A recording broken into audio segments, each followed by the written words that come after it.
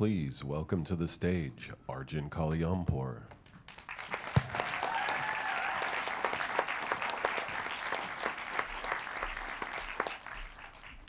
Thank you all so much for being here. My name is Arjun Kalyanpur, and I'm proud to present my thesis, Invisible Tethers, How Time and Memory Shape Products and Places. 8 months ago, given the opportunity to research any topic I wanted for my thesis, I jumped into a passion of mine, science fiction. Time travel, the butterfly effect, parallel universes, nothing was off limits. And this was echoed in the experts I interviewed, who ranged from street artists and storytellers to astrophysicists. I remember being struck by this quote by CEO of design firm 10x Beta, Marcel Botha, who, to paraphrase, talked about how the smallest rivet had its own story to tell. And this stuck with me, but it didn't really click until I took a trip out to Los Angeles over Thanksgiving break. On November 26, 2004, my cousin Sagarika passed away from cancer. In her memory, the family had a plaque installed at the hospital where she spent the last few months of her life.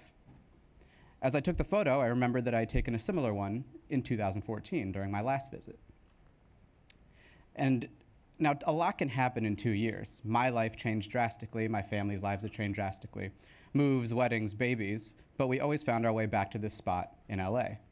And I had two realizations, one personal and one about my schoolwork.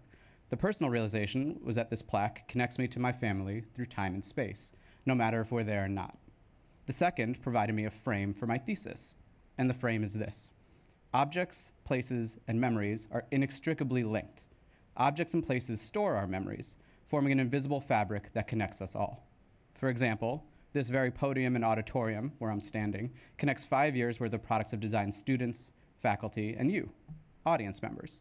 And so I had a new goal for my thesis, to use design to make this fabric visible and social, allowing people to form meaningful connections to objects, places, and one another. And I plan to show you the results of that work through 3 projects, beginning with the Keepsake Travel Agency, which focuses on how memories we make in places can be stored into objects.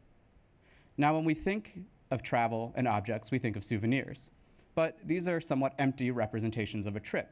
We buy them during or at the end of a trip, and they get shoved in a suitcase. They have no opportunity to have experiences with us. However, there's precedent for this. The traveling gnome prank became so popular that Travelocity paid a lot of money to make it their mascot. Inspired by this, I wanted to create an experience design that reframe objects as storage vessels for unique journeys and experiences. The Keepsake Travel Agency sells a kit for $20. Included is an object, in this case, a truck, and an itinerary telling you to take photos at unique locations in the city you're in, like the Flatiron Building or the Apollo Theater, and via unique prompts like a photo of your object drinking water or near a body of water, with the idea being that the more experiences it has, the more value it gains. I ran this experience in March with a married couple, Joanna and Eric, and here was their story.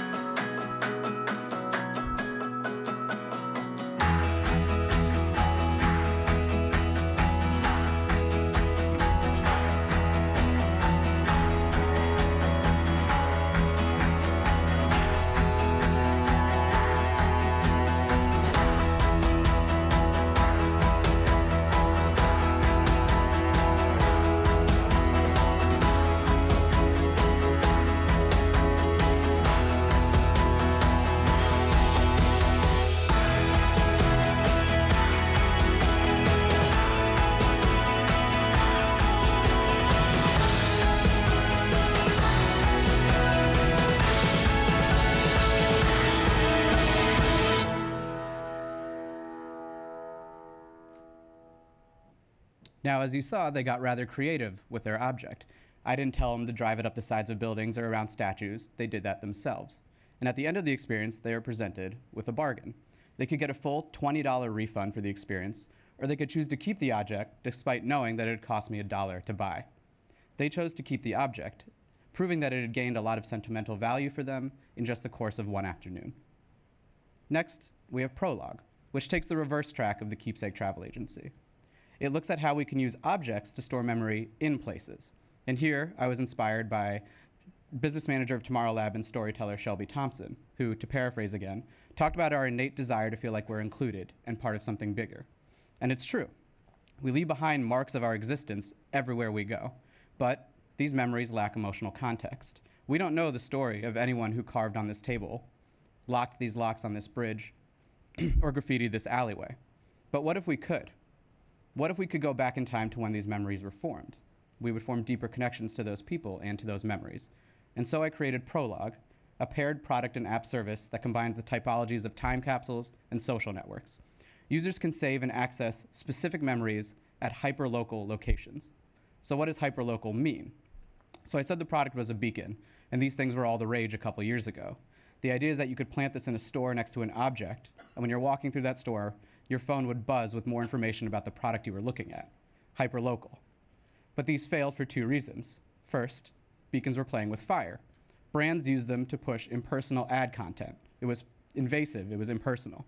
Second, software-only solutions rushed in to supplant beacons. Why would you need to buy a beacon when you could tweet out to millions of followers any kind of ad content you wanted?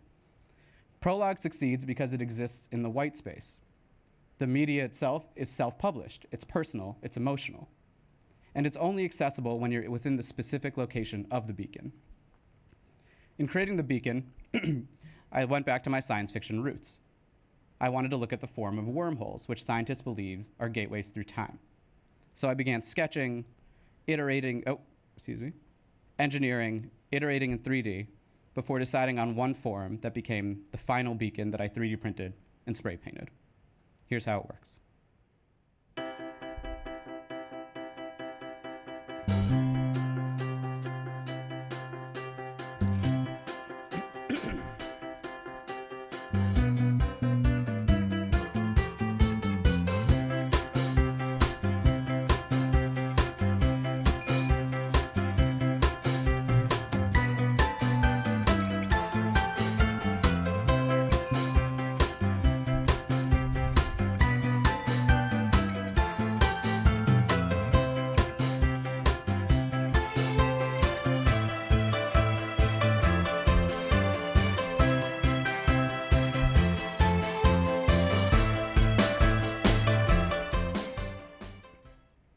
Now in that video, we saw both types of users of Prologue, those that plant beacons and those that find them. The app itself has three primary features. When you find a beacon, you get notified that you're near one.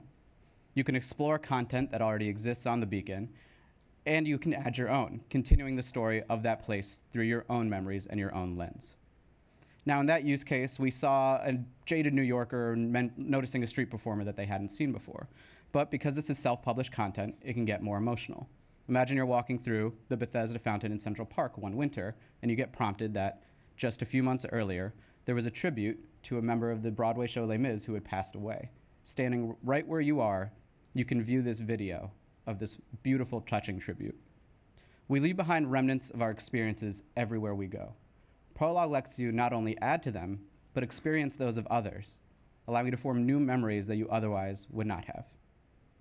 Lastly, we have Pilgrimage, which is very much a culmination of the last two projects. One was about objects, one was about places. Pilgrimage combines everything to form a service that spans continents and cultures.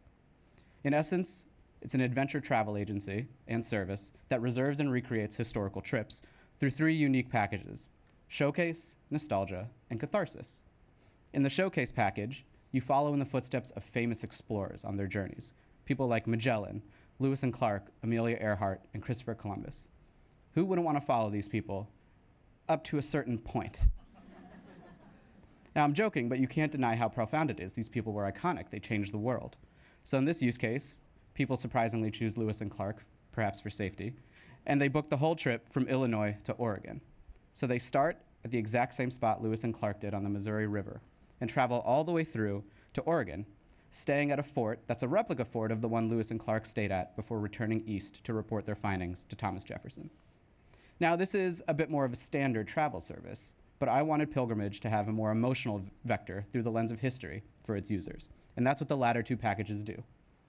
In the Nostalgia package, we all have photos like this: old family trips, camping, going to Disney World. Fond memories from our childhood. Nostalgia works with you and your family members to recreate the details of these trips so that you can retake them in the present day, connecting through the power of history. Lastly, we have the Catharsis package, and this brings us full circle a little bit. We all have someone, family member or friend, that's passed away too soon. And they each had their own unique, life-changing journeys.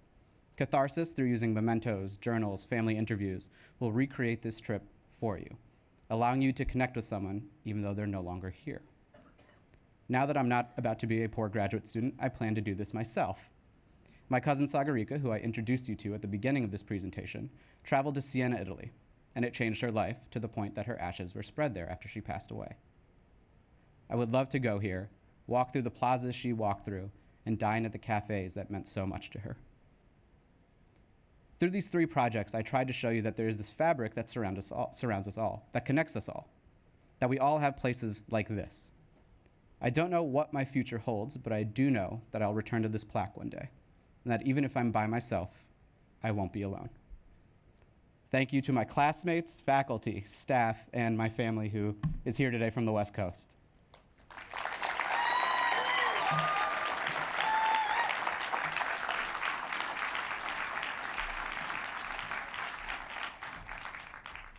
Let's get straight to it. Wormholes are gateways through time. Yes. Positive. It's a theory. We're both positive about this. Positive. All right. So your design work uses my favorite design material, which is the design material of time. And you've been at this for a full year. I think I would like to ask you, like, how your design vision, your design, palette feels now that you have used this material for months and months and months, the material of time, and how it might have changed what you were doing before. Because I think that the thesis process for a lot of students does give them different tools in the toolbox. So I showed this presentation to a couple friends that know me very well, that know that I've always loved space and time. And they said that it was a beautiful compliment. They said, this is the work you should be doing, like work around this notion of time. And I don't know if it's changed me as a designer, but it has made me more aware. And I am much more cognizant of history and actually the power of history. I think today there's a big focus on the present and on looking forward, rightfully so, but the past can teach us a lot, and there's a lot of emotion in the past that can be tapped into as designers. Yeah, Douglas Rushkoff in his book Presentism talks endlessly about this. I mean, Yeah. beautifully endlessly. It's Yeah. A bit of a crisis now. The other thing I wanted to ask you about are souvenirs. Yes. So, lots of people make fun of souvenirs. And I think that this thesis makes you poised to reimagine the souvenir. So some ideas, or is there somewhere that you might have taken that, or some of the projects that maybe didn't show up today? Yeah, I was actually very fortunate. Through a friend that had done the experience, someone I didn't show today, I was put in touch with B. Joseph Pine, who wrote the original Welcome to the Experience Economy article. And we went back and forth, and he offered a couple ideas. One would be to do it with different objects, maybe anthropomorphic objects with features so that you could form a deeper connection. And as an experience itself, I'm in talks, or I was in preliminary talks with Museum Hack about making it an experiential service that people could go to, team building, or just doing something really fun in the city that reframes something very standard in a unique way. I think there's huge potential there. I think that you have honored Sagarika. I hope you feel that your work has. I hope so too. Yeah. I think it has. Thank you, Arjun. Thank you.